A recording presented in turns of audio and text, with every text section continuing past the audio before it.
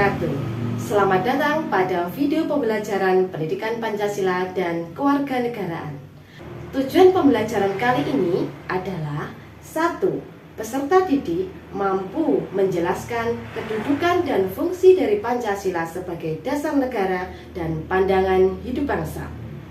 Yang kedua, peserta didik mampu membedakan penerapan Pancasila sebagai dasar negara dan pandangan hidup bangsa dengan benar. Selanjutnya, coba sekarang kita amati ada dua gambar. Gambar yang pertama adalah gambar pondasi sebuah bangunan, dan gambar yang kedua adalah hasil dari bangunan itu sendiri. Nah, jika diibaratkan pondasi yang kokoh, maka bangunan yang pertama ini akan menjadi kokoh. Begitu juga sebaliknya, jika sebuah negara memiliki fondasi yang kokoh, maka negara itu akan menjadi negara yang berdiri kokoh pula. Selanjutnya, sekarang kita akan mempelajari Pancasila sebagai dasar negara. Yang pertama, dari segi pengertiannya, bahwa Pancasila sebagai dasar negara berarti Pancasila dijadikan dasar, fondasi dalam berdirinya sebuah negara dan dasar dalam penyelenggaraan pemerintahan. Artinya apa? Bahwa pemerintah dalam menyelenggarakan kegiatan pemerintahan harus berdasarkan dari nilai-nilai Pancasila. Yang kedua, kita amati bahwa Pancasila sebagai dasar negara merupakan penyelenggaraan negara harus didasarkan pada nilai-nilai Pancasila. Dan yang ketiga di bawah ini adalah tokoh penyelenggaranya adalah ada dua, yaitu pemerintah pusat dan pemerintah daerah. Selanjutnya, nah sekarang coba anak-anak silahkan simak video berikut ini tentang penerapan Pancasila sebagai dasar negara. Assalamualaikum, perkenalkan nama saya Ibu Wati. Pada video ini saya akan menjelaskan penerapan Pancasila sebagai dasar negara. Pemerintah memberikan kebebasan kepada tiap-tiap penduduk untuk memeluk agamanya masing-masing dan beribadah sesuai dengan agamanya. Hal ini merupakan penerapan Pancasila sebagai dasar negara pada sila ke-1. Pemerintah Kota Blitar memberikan bantuan kepada warga yang terkena musibah rumahnya terbakar akibat konsleting listrik. Hal ini sejalan dengan penerapan Pancasila sebagai dasar negara pada sila kedua. Pemerintah melalui KPU menyelenggarakan pemilu tahun 2024 sebanyak 2 kali. Nah, hal ini merupakan contoh penerapan Pancasila sebagai dasar negara pada sila keempat.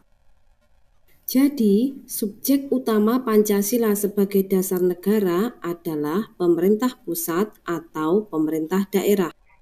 Demikian video penerapan Pancasila sebagai dasar negara. Lanjut. Bagaimana anak-anak? Apakah sudah paham tentang penerapan Pancasila sebagai dasar negara?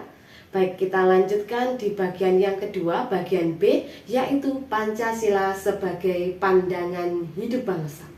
Nah, apa bedanya dengan Pancasila sebagai dasar negara?